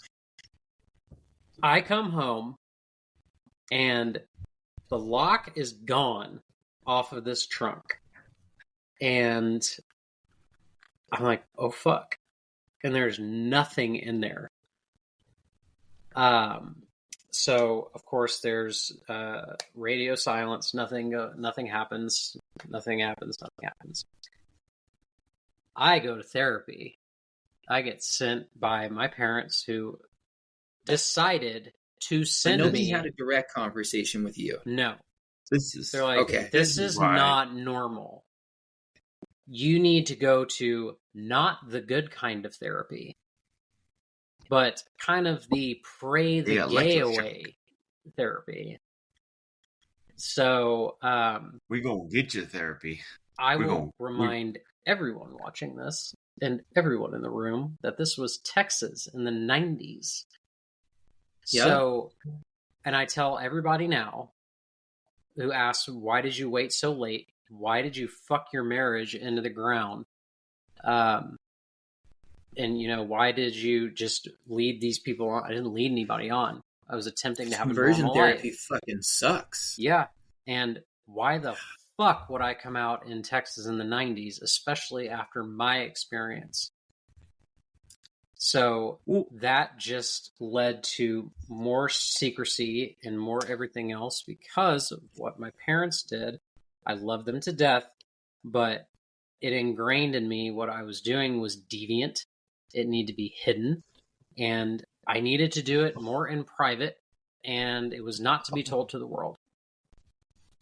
So, and I mean, and if it were the 60s, you would be a freaking vegetable because they would just shock the hell out of you and torture you. Yeah. And honestly, one of the things not far from now. Yeah. One of the things that the reason that whenever somebody says that this is like like we're choosing to do this and this is like when you decide that you were trans, it's like, and anybody out there who's listening who's like thinks that this is like a choice and something like that we enjoy doing, I ask my therapist, like, is there any way you can just shock me in the brain and like make me enjoy the body that I'm in? And she was like, that's not legal. And I was like, yeah, but is there a medication I could take to make me not feel this way? Yeah. Make me enjoy this body? Because honestly, like, it would be great to have liked myself. Yeah, Ritalin when you were 10, and then you would just be slow as shit and like development. Honestly, I told her, I was like, I would rather lose a bunch of IQ points than hate my body, like hate myself this much. Oh yeah. And the fact that anybody out there can ever question that this is a choice that we made and that this is like something that we choose to do, it's like I would lose. I'd become like average intelligence. If sorry, a little self promotion. You're good. No, I was like I'd become less. I would love being less smart if it meant that I didn't hate myself. And honestly, like, yeah, anybody who thinks this is a choice, it's not. And if you think we put ourselves through the amount of shit that I've done to my face, 100%. Oh, and the shit I'm about to do to my face, Jesus. Oh yeah. Hell yeah. Yeah. Well, so we've been going on for almost 2 hours. No, yeah, I was told you guys were going to ask me like some stuff. I wasn't sure what to expect. What's going on? We were railroaded a little bit. All right. Yeah. Cold open. All right, here we are. Do you know girls? Do you know the standard question? No, I know you're going to ask me like a song. That'd be the standard question. Yeah, is that the standard question? Right. Well, so I when I was first transitioning, I started thinking, I was like what's how do I put a theme song to this? Like, how do I and so it kind of became the question of like, what's your transition theme song? Because like I listened to the song Super Bloom by Mr. Wise, and it's like I never thought that I'd make it, but I came out the other side, and I was like, that describes my transition. And I was, this is my transition theme song. And I've started to realize like everybody has a song that kind of like either inspired them or kept them through it, or after the fact, like basically like memorialized their former self. Do you have one of those songs? So like I didn't really put thought into it until this was kind of like prefaced earlier. So yes, like there's countless songs that I feel like I've really related to over time, but like to get into like the like meta side of it, 100% Typo Negative, I Don't Want to Be Me. Like that is a song. That is a song that I didn't understand why I liked it at the time. That kind of hit me late. And then I was so happy and reminded of it because I listened to a lot of really heavy bands. Another band I listened to, Trivium, covered that song. Uh-huh. So, do you know? God, he's the supporting character, short round guy in Fantastic Beasts. I don't know what the hell else he's in. He's a very familiar. Mr. Kowalski. Yeah, he's been in a lot of different things. No, so this is Kowalski. Eddie, what is his name? Eddie Redmayne's friend. Eddie Redmayne, his Muggle friend. Yeah, in the Fantastic Beasts. Uh-huh. So in the music video for the Typo Negative song, he is like cross-dressing as Marilyn Monroe. Like he's going through all of these different like dressing up as celebrities. So like he also does like Michael Jackson. He does the lead singer of Typo Negative. It is so bizarre.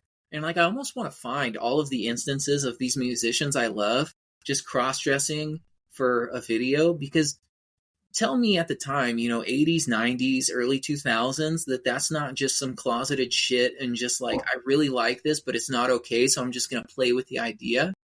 But you're also wealthy enough that you can do this shit behind closed doors and enjoy it to the fullest.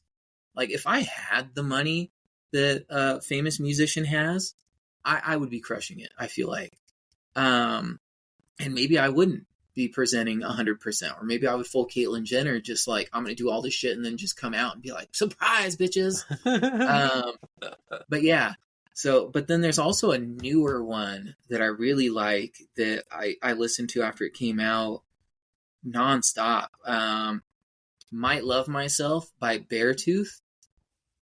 And it kind of has these vague lyrics, and it's not directly about transitioning, but a lot of like hating myself, and then like, fuck that, I think I might love myself. It's a very hooky chorus. So both of those, but like Typo Negative, I just always loved the like weird, dark, gothy side of it. I wish I could have been that kid and had that confidence even then. Like I was really jealous of like the emo kids, because I'm like, fuck, like that's as close as I can get to cross-dressing in public and like painting nails and doing shit I like. The scene kids. And I just, like I picture the people in South Park that are just like the goths and the emos. And there's a difference. They can be themselves. Yeah. And they, I mean, even though they weren't, it wasn't like a fad that I wanted. I was like, you love yourself so much that like you don't need to fit into a mold. And I needed to fit into a mold. As fuck. Like sometimes like that hits me. But yeah, no. So like I came from an old like 80s, 90s like rock and roll household. A lot of Metallica, Ozzy, Megadeth, Iron Maiden, like all that shit. My mom would always go to Ozfest. Wait, Kat, you're single? Yes. Yep. Yes. Ooh, okay. That's fine. I'm gonna beat you to Arizona. Yes, single and open to pretty much everything. I can be picky sometimes. How do you feel about New York girls? New York itself, I don't think I could ever live there, but it seems very fun. I've heard there's cute girls that live there now. Even shittier question: how do you feel about women from North Carolina? From North Carolina or in North Carolina? If Mika was here, she'd be playing her. She has a sound she plays whenever we hit on the guest. Oh, yeah. It's like soft jazz. It's so common that she has a button for it. So. Oh yeah. I need a soundboard that's just like all of the cool things. Yeah. Right. Wow. Yeah. So like, for a song that hits home. Hell yeah. That's that one's like my favorite of the questions. Bree also has her favorite of the questions, and hers is actually a good one. Go fuck off. You're just gonna That's do the it. only one I 100% like readied myself for, and I was like, okay, I need to know the name.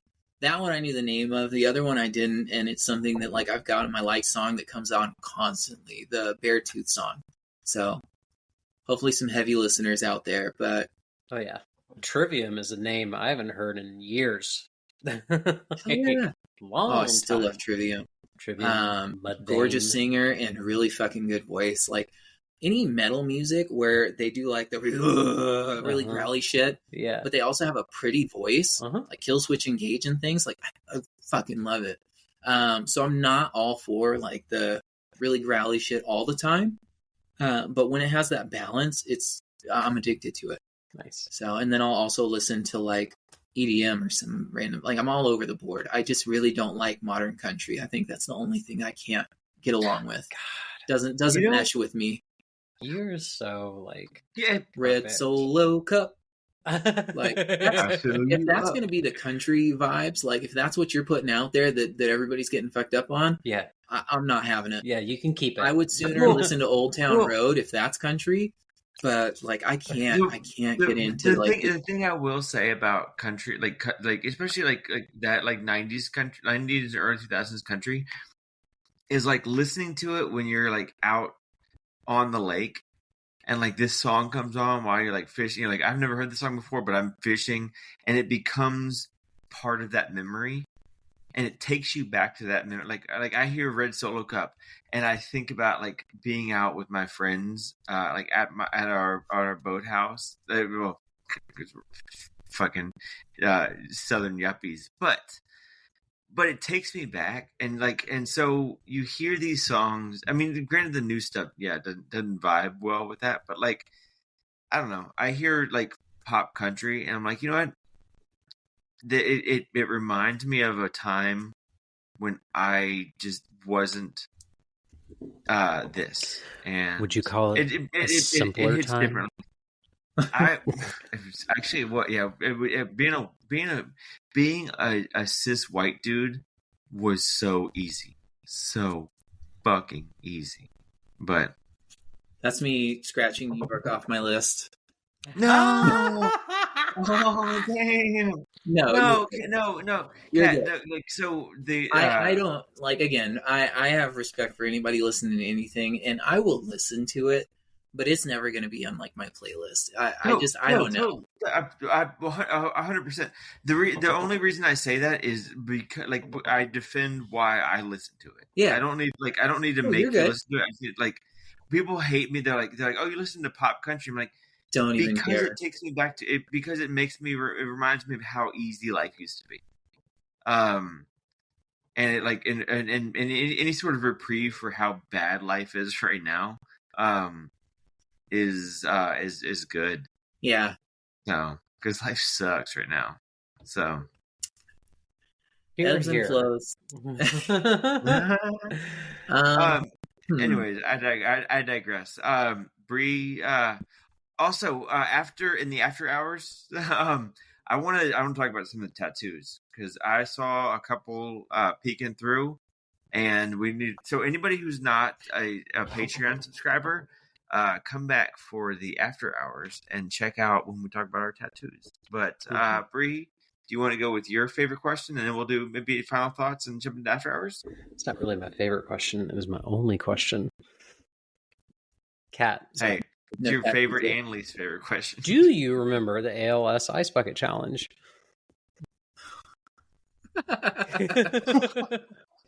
Yes, I will immediately cancel right now, and we can just jump off of this. I don't want to dump ice on myself, so no, yeah, continue. We are not doing that. This is we want to see them similar to that. After you dumped the ice on your head, what did you do? You would call somebody out to do the same thing. So what you're going to do is you're going to think of somebody that you'd like to see on this show, and you're going to call them out to be on this show. Yes, Mommy. Wow, just you tell me what to do. I'm all for it. I can sub as fuck over here. Damn, North Carolina, killing us up in New York. Ooh, yeah. Although, Kat, I'm in Virginia right now, so right about here. So like there's a lot. I will say, what is it? Zexion, I think you guys already had on. Yep. Was like super crushing hard for a very long time on her IG feed. So that, oh my god, fantastic. Not only did we have her, we're gonna have her twice. Hell yeah. Like, oh, if I can listen to that shit again. Once, we gonna take it again. You know, once you've had something so good, you can't resist going back. You go back for seconds. Seconds. Ooh. I will say, I don't think you guys have done this, and I would love to see the Mika Sam reunion, and I want to see where that goes. What the hell is her IG handle, Samantha? Is that not? Is there? We can cut this out right now. So production crew. No, we actually do have one of the Transvengers coming up. Okay, another Transvenger. It's they got an hat. It's Ariana, Maiden Ariana. Okay. Yeah. Heck yeah. Yeah. And you're good at holding on to things, so after we cut, remind me to tell you one thing. Okay. Not on camera. Oh man, I had something from my boss there that like I didn't see, so I was like, oh, is this gonna be like a bad message? God, sorry. You're like fine. Personal. Was it a dick pic? No. So this is gonna like spin things. So at work, because co-parenting and everything, like I can only work a set shift. We can't fucking afford like childcare. I feel like that's a luxury. It's expensive as fuck. Like Montessori is like $950 to $1,200. So I've already told them $1,450 a month. Yeah, mine is $1,700 a month. Holy crap! Yeah. I told him you can pay me an extra 10 to 20 grand, or you could fuck off. Like I close, and that's the only shift I can work. And that's kind of by their own design and their own making. But basically they've said, hey, we need you to work a different shift. It has to be mid. We need 10 to 6:30. And I'm like, that's like absolutely not doable. Like, try again. I can open or I could close. And we're like a 24/5 warehouse. But I'm the safety security person. So they're like, no, we need you when everybody else is in here. I'm like, no, that's a supervisor's job. Like, so there's all this back and forth, and they decided, no, we're going to hire somebody else. Well, 15 months later, like we finally have somebody else. They have hired people who before coming in have quit, and said, no, I found something better. And I'm like, again, I'm right here. Well, finally they go with somebody else at my job that works a morning shift, and they're like, no, we're just going to leave him on that morning shift. And I'm like, I could have done that. So like I've got this animosity currently with like my management where I feel completely shafted off of something where I was told 100% flexibility as long as you're getting 40 hours. So like work shit, it's just, I hate it. And then my boss sends me a thing that's just, thank you for training this person, and we appreciate everything you do. And I'm reading further once I see that. Am I going to get fired? Like, is this going to be thank me? That's what it sounds like. Yeah. Please thank me with more money. I am getting demoted 2 levels for not being able to work the hours. So that's where I will go. So whereas I'm like a team lead position now, we'll drop down back to like a basic entry level. And I'm like, that's super great. And then they for 15 months, this keeps happening, and I keep getting reminded of it, and they expect me to keep working at that same level and giving 110%. And I'm like, I barely even want to give 100%. Like, I'm doing you a favor here. Yeah. And I've been a team player, but I have taken that corporate dick for too long, and it sucks. So it ended up being just a whole thank you thing. So I guess that's a thing. Like, I was hoping it'd be like, hey, the building's on fire. Can you come and help us? Or because I won't find out. Kat, I will say I would put my life in your hands. Ooh. I am first aid, CPR, AED, first responder certified. But also, I will drive past that accident because I am terrified to have to save somebody's life. Honestly, my ex-wife was a nurse, and she refused to put any of those the stethoscope. You can get fucking sued in some states. Well, like you drive past an accident with that thing on, and people are like, "What a bitch!" And it's like, yeah, if they catch your license plate in some states, like California, if they see you drive past an incident and you have something like that, and they find out you were certified and you could have done something, you can then be sued. Like, you're liable. Like the anti-Good Samaritan. Yeah. Right? So like here, same thing. Good Samaritan. Like, if I stopped and saved somebody and I broke all their ribs or just like completely fucked them, I don't think I can punch somebody in the face to try to like help them. But short of that, like, I'm not liable for what happens. So like that makes me like, okay, if I'm getting paid at work, definitely I'm going to do my best to save these people because I'm invested in them. Like, these are my friends. But outside of work, I am terrified to have to save somebody. Like, I want to say I could if it comes down to it, but Jesus, what a responsibility that is. Mm-hmm. So it terrifies me. So I'm also kind of happy not having the burdens, but being demoted 2 levels just fucking sucks. Yeah. So, but whatever, live and learn. I guess you could just like come live in New York and see what's happening there. I know. I mean, you have flexed your finances a couple times, so I think if stay at home body is what you're looking for, I have adventures I could work on while I stay home, and like, I'm a good cook. I've never made over $200,000 a year, but if that's the cap we're putting on things right now, hey now, New York is expensive though, so I don't know if you could support a stay-at-home person. I have a 2-bedroom by myself. Bree's can come up and stay in my 2nd bedroom. Oh my gosh! I feel like this is a really good spot to insert my favorite quote. Yeah. I, being poor, only have my dreams. My dreams are spread beneath your feet. Tread carefully, because you tread upon my dreams. Damn. Tread carefully, Danny. I fell into that. Anyways, well, that's a good place to do our final. Yeah. Any fucking ways. Goodbye. Hey, I am here. I am single. I am not looking, but maybe I am. I don't know. Throw the offers my way. If you are wealthy and looking for somebody who can cook and take care of themselves and others, I'm a fantastic parent. Not to toot my horn, but I think I'm doing pretty good. And yeah, like I am open to things. Like, throw your offer out, shoot your shot. Like, slide in my DMs. Hey, you miss 100% of the shots you don't take. Wayne Gretzky, Michael Scott. Mm-hmm. So listen, I've seen some of these like baller wives, and they ain't shit. They bougie as fuck. Mm-hmm. Like, I'm real. Look at this. Well, that's why I want like all my friends to come up to New York, like all my trans friends to come up and hang out with me in New York, because I feel like we would just run that fucking town. What a community!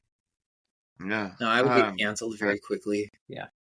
Oh, absolutely. Yes, I'm going to. People are they see me walk around. They're like, "Why is she not more angry about being like called Daniel?" And I'd be like, because I really don't give a shit. Hey, Danny, I'm like, I know that you're new here, but you didn't tell Mike to go fuck himself or where he could stick it when he misgendered you. Yeah. So yeah, and he called you Daniel, and you corrected him as David, and it's like, and also one of your letters from the LGBTQ.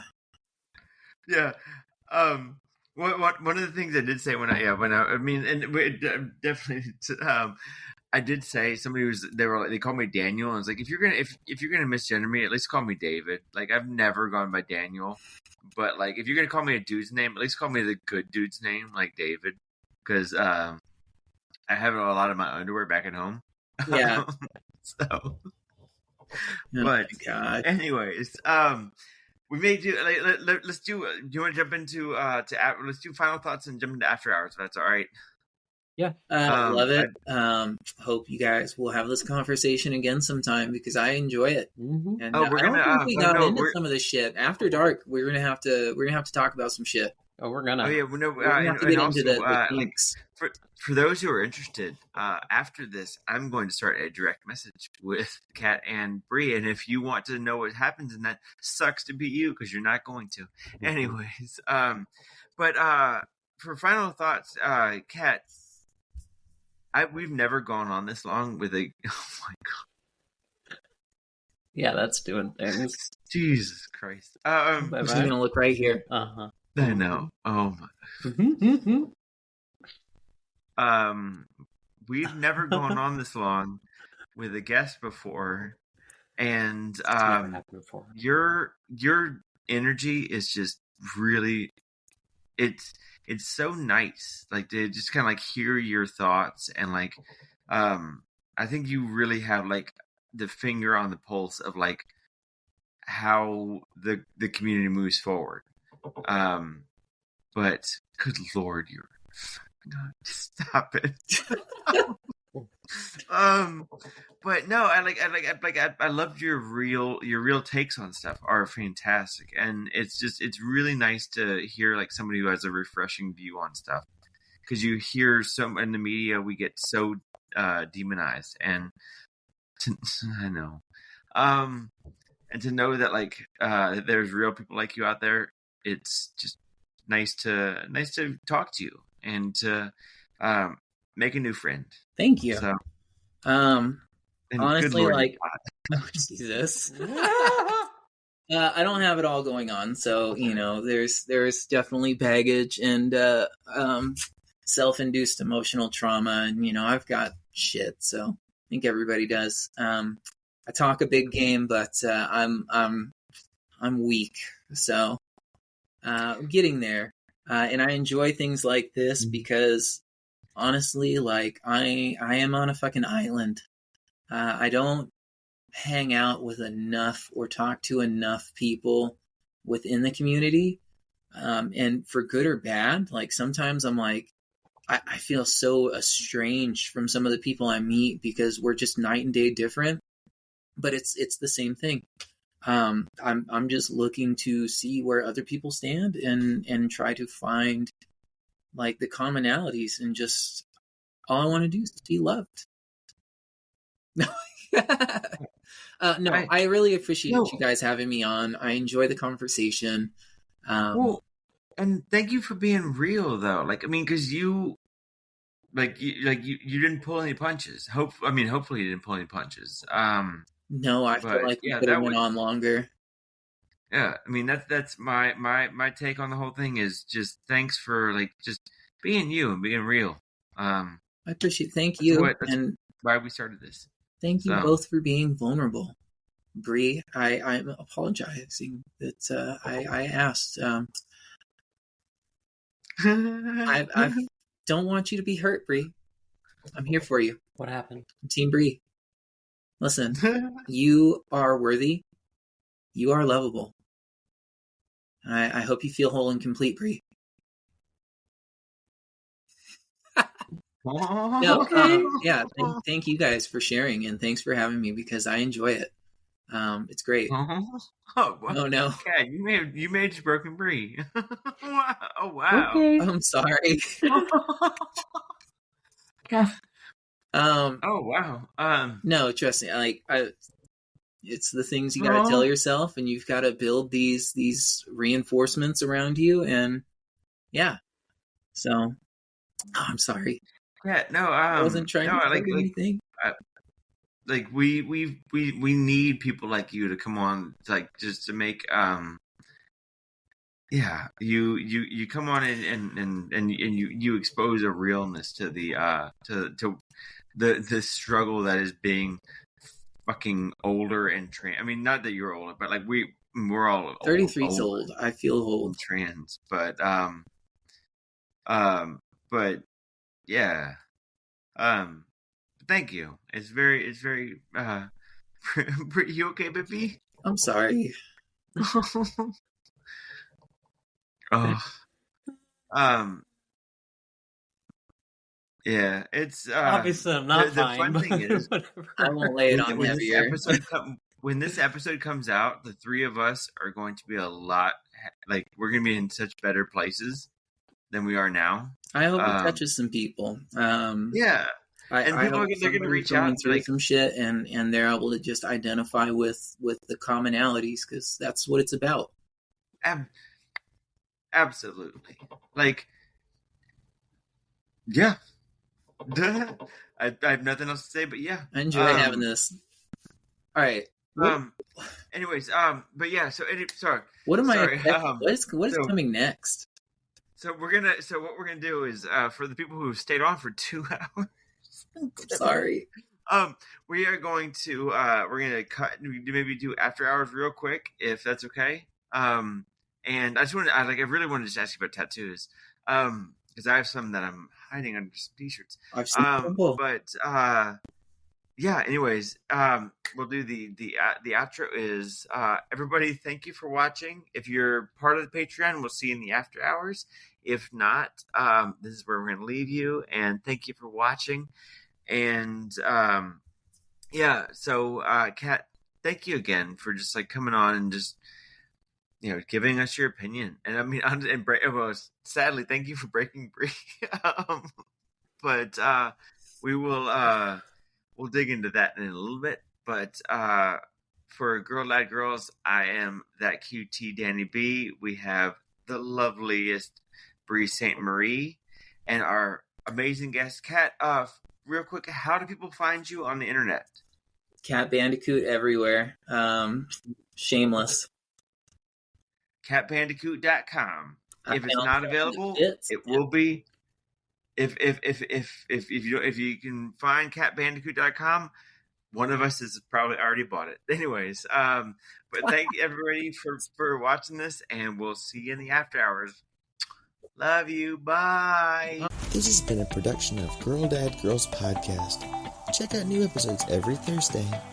If you are interested in knowing more, please email info@girldadgirls.com or find us on Instagram @girldadgirls. Don't forget to like, comment, and subscribe.